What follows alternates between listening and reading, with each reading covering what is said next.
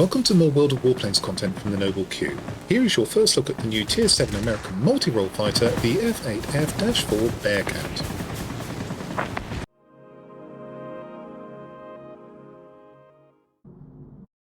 Hello there. Here is the Bearcat sitting on the tarmac outside my hangar, as is traditional in my videos, but this isn't going to be the same sort of video as those I've produced in the past. There are various reasons for that, not least of which is the way the World of Warplanes team arranges testing of new planes these days, which doesn't leave enough time to prepare long videos in advance of their release, which was my approach. However, more importantly in my view, during the past few months I've come to the conclusion that the World of Warplanes player base has matured. I think there are fewer brand new players, and I think most people watching this video will now have their own ideas about how to set up their aircraft and train their crews.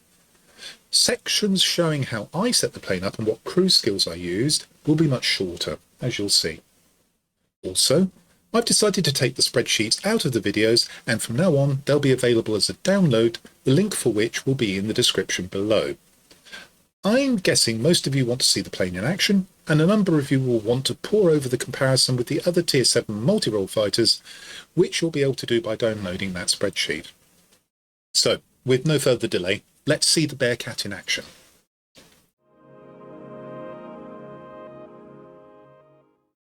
Here's another change. I'm dropping the strategy and tactics sections of my videos, which were never a strong part of them. The fact of the matter is, whatever you think is going to happen before a battle, on collision with the enemy, those plans can often evaporate and you have to do something else. I'll let you look at the order of battles, that is the team compositions. You can see that it's the Albion map, the Gordian, not variant, and I will say only this. I have a biggish bomb on my aircraft. Now, it's not as big as it might be, and I'll explain that later in the video. And given this order of battle and this map, I've decided that I'm going to go to the command centre in the east first, try and use that bomb, and hopefully shoot down a few aircraft and secure that sector for my team. So here we go, we're off to the command centre. Now, I want you to watch what I do at the command centre very carefully, particularly when I attack the special object. It's important that you catch everything that I do. The other thing you need to know is that this plane does not have Mary Lovehart in it, and if you do put Mary Lovehart into this plane, that changes things quite considerably. That I'll discuss later in the video as well. But for now, you can see I'm proceeding into the command centre, weaving about to try and avoid being shot by any of the AA or indeed some of the defensive aircraft. Put a few rounds into the gun in the case I can take it out, and now here we go for this special object. I shoot at it, I take down some of its health, and then I drop the bomb. Now, if I hadn't done that, the bomb probably wouldn't have destroyed the command centre in this configuration with an ordinary pilot, even though I've got demolition expert on the plane. I take out this player here in one of the 109s, and I try and take down this ground attacker, and I get clobbered. So I come back into the battle, and I'd given our team a great start on getting that command centre. They secured it whilst I was waiting to respawn, so now I can do something else. So my first thought is I'm going to go and help at the plant. Now, I've still got to reload the bomb, even with strengthened hardpoints on this plane, which I have. Again, I'll show you that a bit later in the video. You've still got a fairly long reload. So what you're trading with the bombs is more immediate damage, one pass damage, for faster loading rockets which can do some damage, perhaps even take out a gun emplacement and come back more quickly, but you can't take such big targets. And as I say, if you use Mary Lovehart in this plane, that changes the game entirely. And I'm going to say now, I would strongly recommend that you do use Mary Lovehart in this plane. I'll discuss that later. So my bomb's going to come in shortly. I know the hit point values for Tier 7 targets. I'm just going to swing around after taking a couple of chimneys out. So I know that I'm good for the 50-point targets. I always like to take out the one with the 3 buildings and the 3 storage units. In fact, one of them's already damaged here, so it's a really good one to take out. I always find the one with the cooling towers and storage units just a bit tricky to reliably destroy with most things. I can't say I've really tried it with the Bearcat. But as you can see, I've done that. We've secured the plant, which is good news because in the interim, we've actually lost the command centre that I set up for us earlier. Now, I could have gone back to our own garrison, but my philosophy these days is if you're going to attack a sector, attack the ones that are nearest your enemy spawn and make them either double back on themselves or have to go to their nearby spawns and not attack other sectors. Sizing up P40 here, which is trying to shoot down the fighter, which appears to be ignoring it. Fighter breaks off, so does the P40 because it's being hit by me. And down it goes. Now, of course, this is multi-role. You're really struggling for altitude, so you can see I'm in the yellow altitudes already for this plane. And it's a good job these 20mm cannons are reliable. You've got 4 of them. Range 2,500 feet more or less. 6 seconds reload. 6 seconds overheat. So they're pretty decent cannons. And you'll be familiar with this sort of thing on many of these mid-tier American planes. Now, that wasn't my kill, funnily enough, but the ME-410 is down, looking to see which of the heavies is going to be the one that tries to attack me. Slightly awkward pattern. This one manages to take my wing. This one then comes right at me, so I've got to go up to avoid him. I've got my bomb back, but at the moment I'm too busy dogfighting to be able to deploy it. And besides which, as soon as I kill this ADA heavy, we're going to have the sector anyway. Now, in the meantime, we've lost the plant. Sorry, not the plant, we've lost the airfield. I'm going to clear out enemy attackers. So this IL-10 happens to be a human player. There's something coming in from the right as well. So I have a look at it. I'm trying to judge whether I can go for the ground attacker, which is on very low health, before I go for the Corsair. And the answer is yes, I can, because the Corsair double back to take another target. That's on fire. That's going to burn out. I can turn my attention to the other incoming aircraft, which is a fighter. I'm hoping it's not the A7M, because that's the one that destroyed me first. Fortunately, it's the Bf-109F. And you'll get a feel for how manoeuvrable this aircraft is. Now, I'm not going to lie to you, it's not got turn fighter levels of agility. And I don't think this Bf-109F is specialised either, but I've got enough agility and more besides to deal with this aircraft. So that will give you a clue as to what you can take on in terms of fighters. The high energy fighters, for the most part, if you can get to them and they're not flying too high, are fair game, if you know what you're doing in terms of turns.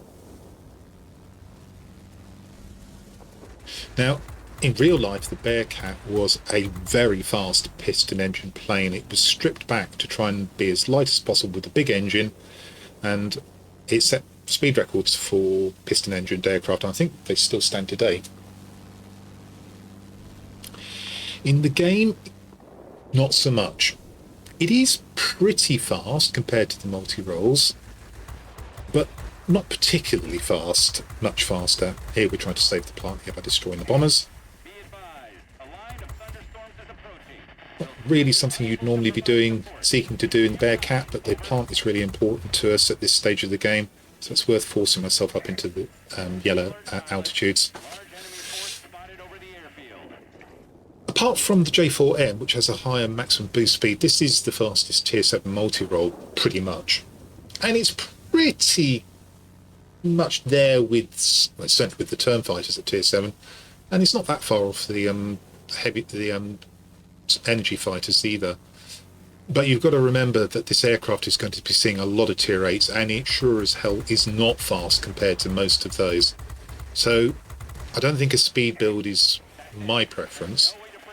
Still experimenting with the builds. I certainly haven't settled on my final builds this early in the day with the aircraft. I would build it with some agility in mind, and that will allow you to do things like take on the Bf-109F that I took on and destroyed a couple of times earlier in the game. Okay, I'm not going to go for the bomber stream. That's too much for me in this plane. I've got the bomb. I think the next thing to do is go and secure another sector. It's the ABC of the game, and it particularly applies to multi-roles, which are a benighted class in World of Warplanes these days. Always be capping. It's not quite as simple as that, but it's not a bad rule of thumb. Big bomb will easily take out this shed complex, warehouse complex, whatever you want to call it. And now I just need to try and shoot down some of the ADAs. And it's pretty much needed, because the enemy have got on top of us. We've only got the plant and the sector I've just captured. And at this stage of the game, I'm looking at the score and I'm thinking, do I go off and try and cap another sector? And now I'm thinking, I think I need to defend the plant.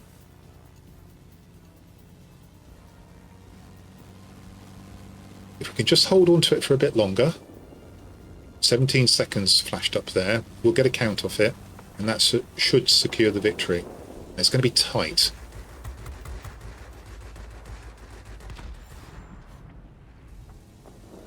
Just held on to it there. They literally flipped it as we got the count. If I hadn't destroyed that first bomber, we'd have lost. But there you go, 18,000 personal points, quite a few medals. Decent game for a Tier 7 Bearcat.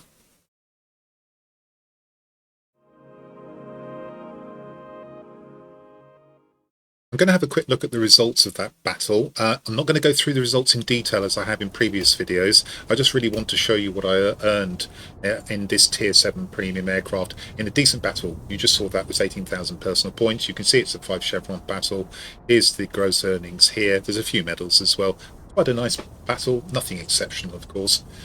We go to the personal score tab, we can see that that garnered 141,000 credits. Now this account, the press account, has no premium time. Had there been premium time, it would have been 211,000 credits. That's gross. There are some expenses. Resupply of consumables, etc., cost 18,000 credits. Repairs 3,250 credits. So say 21,000. And that means that overall I earned about 120,000 credits without premium time. With premium time, it would have been about 190,000 credits.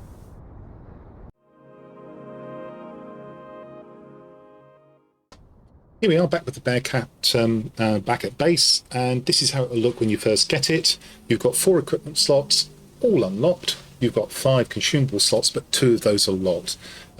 We have, on the equipment side, we have 1 for the cockpit, the airframe, the engine, nothing for the guns, and 1 for the ordnance. On the consumables, again, 1 for the cockpit, 1 for the airframe, 1 for the engine. That's locked until you specialise the aircraft.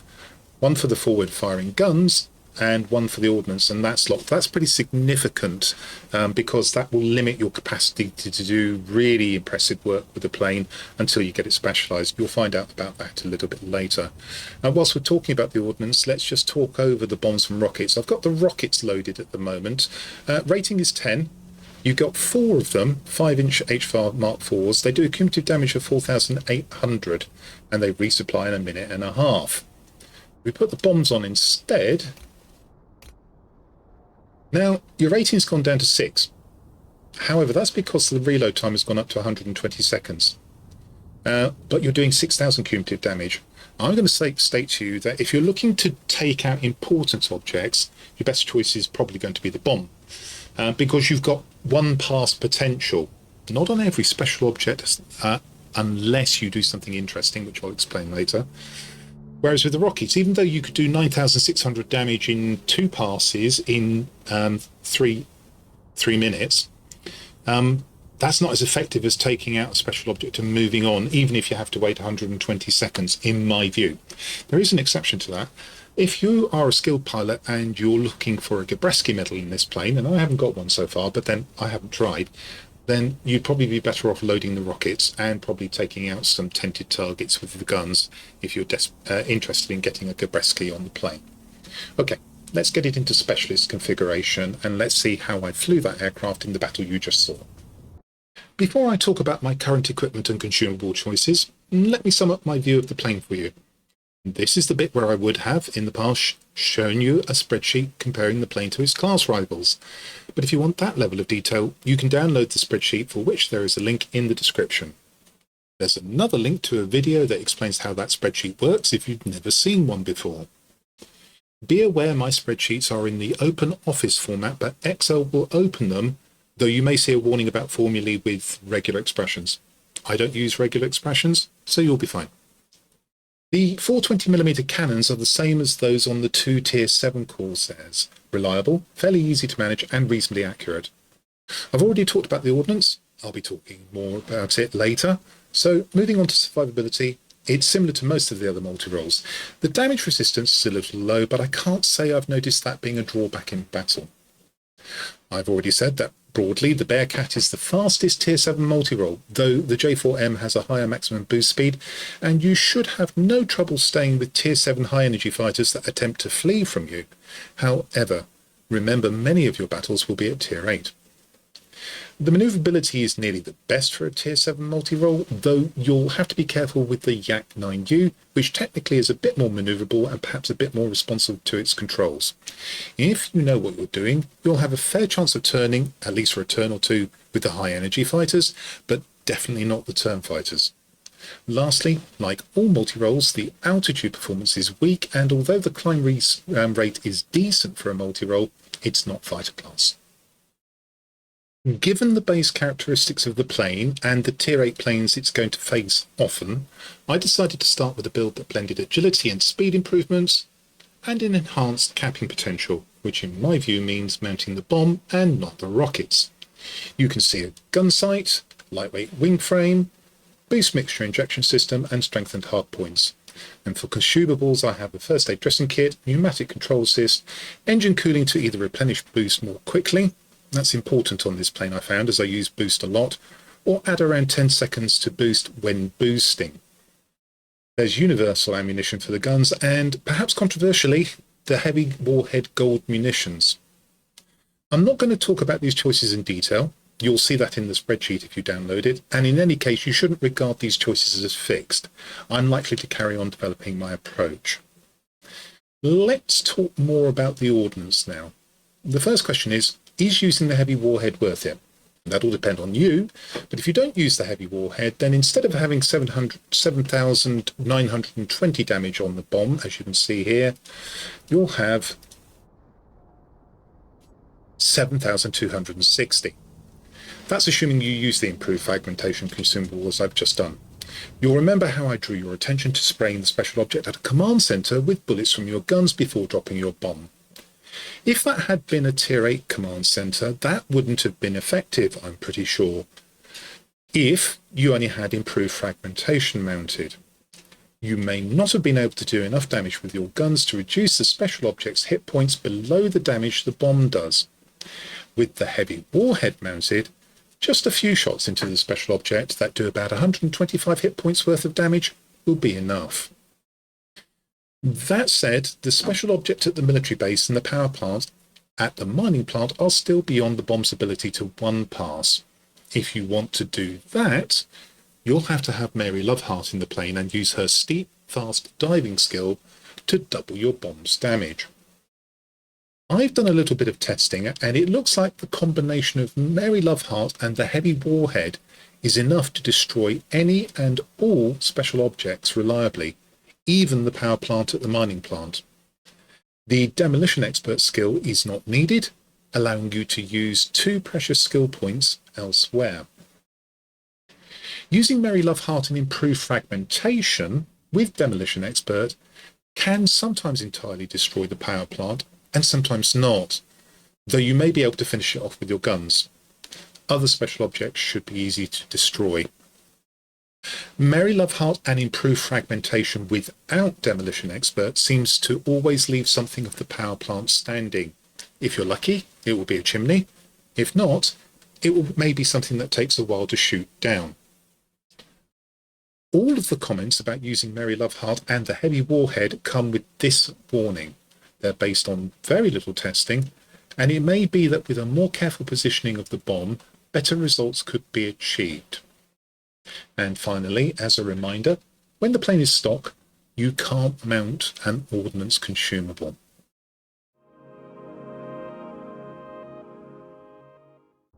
Well, given the limited time available to produce a video for the Bearcat, something had to give, and probably it's a consideration of pilot skills.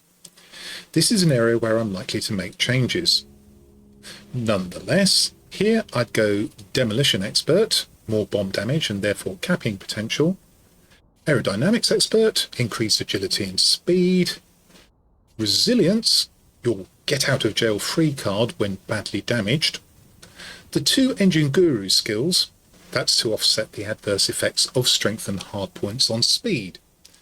And then I build through aerobatics expert or possibly battle tested towards adrenaline rush on the basis that being a fighter is important, particularly when you're waiting to reload the bomb or possibly rockets. Of course, the Bearcat is a premium plane, and you can use it as a crew trainer for other pilots. However, for maximum effectiveness, I'd recommend you use Mary Lovehart. Ms. Lovehart has 2 special skills, and because she's one of the 3 Valkyries, both can be used on any plane. The key one is Valkyrie's Wrath, where, if you dive fast and steeply enough, you can double the damage of your bomb. Or, if you're not careful, plant yourself into the ground. The engine thrust and boost benefits of Eagle's wings are good to have, and from there I'd go aerodynamics expert, resilience, and because in this case I lack a skill point, I have aerobatics expert. That'll be dropped when I have the extra skill point for adrenaline rush, and then I'll work back to it. You will have noticed that on neither pilot have I mentioned Marksman 1 or Marksman 2 skills. I haven't found them to be necessary.